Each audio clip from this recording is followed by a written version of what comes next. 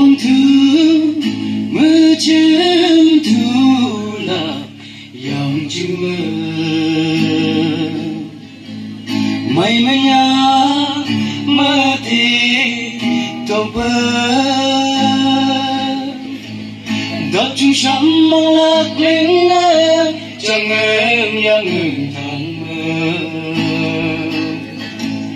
chỉ lý lý câu yang bơ mây vùng nào em đi chẳng ai yang ngờ thay mơ là cứ là cái nhìn nhận thế pili sâu xì mây chợt bờ chỉ lý yang ngã xuống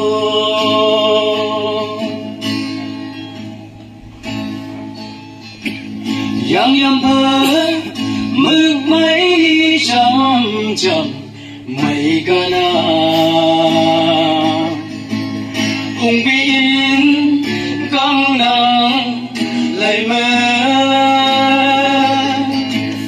hay nàng hứng đi thăng đấy như mang nàng như này bờ nghĩ chim tơ ngồi sông lên nắng ya vào pha cha thư lý hoàn nhớ thơ chịu buồn trong thuộc sắm bóng thu bê hơn lông bờ hùng biên càng nằm ở phá bờ chịu buồn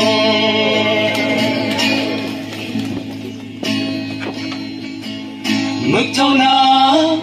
vang tới ya ngủ ya phải thay hay nari na ya li không mơ isu này nhìn yang lý na yêu mơ thu ơn đi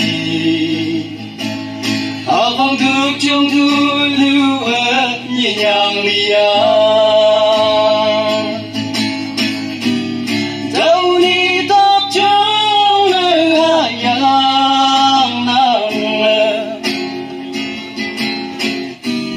chăm về nhắm bé mi cứu cả dây ba ha màu bi xì lệ cha lệ man ga dây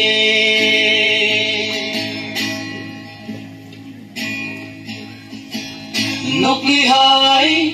câu thiên trên y nhớ mang nàng nhớ nàng qua thiên bơ nàng buồn bọt lệ khâm tia trắng mây cùng biên càng ở thơ trên bờ mây được ưng buông măng thầm bật va đâu đi tháp trong em hạ yang nắng chăm bê nhắm bê mi cứu cả dây ba ha màu bi xì lên cha lên man ga dây mi bờ man bờ sông khâu lá dây đứt